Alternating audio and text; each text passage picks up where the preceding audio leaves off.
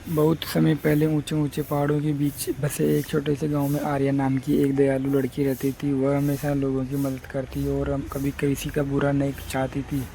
एक रात पूर्णिमा की चांद की रोशनी पूरे जंगल में बिखरी हुई थी। आर्या लकड़ियां लेने जंगल गई। तभी उसे एक सुनहरी रोशनी दिखाई दी। वह धीरे धीरे उस रोशनी के पास पहुंची तो देखा कि एक छोटी सी परी कांटों में फंसी हुई थी। आर्या ने बिना डरे कांटे हटाए और परी को आज़ाद कर दिया। परी मुस्कुराई और बोली, मैं स्वर्ण परी हूँ। तुमने बिना किसी लालच के मेरी मदद की है, इसलिए मैं तुम्हें एक जादुई फल देती हूँ। जब भी तुम इसे चांदनी में खिलाओगी, तुम्हारी एक नेक इच्छा पूरी होगी। आर्या ने फूल को संभाल कर रख लिया। कुछ दिनों बाद गांव में भयंकर सूखा पड़ गया। खेत सूख गए, कुएं खाली हो गए और लोग परेशान हो गए।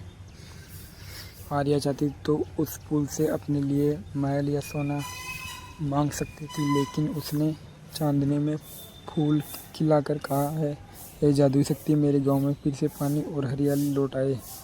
जैसे ही उसने ये कहा, आसमान में बादल छा गए, तेज बारिश होने लगी। सूखे खेत हरे भरे हो गए और गांव फिर से खुशियों से भर गया।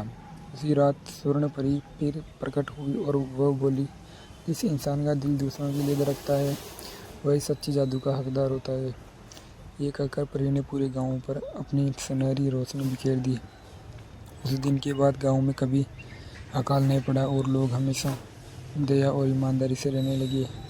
इस कहानी से सीख मिलती है कि सच्चा जादू किसी छड़ी में नहीं, बल्कि निस्वार्थ प्रेम, दया और अच्छे कर्मों में होता है।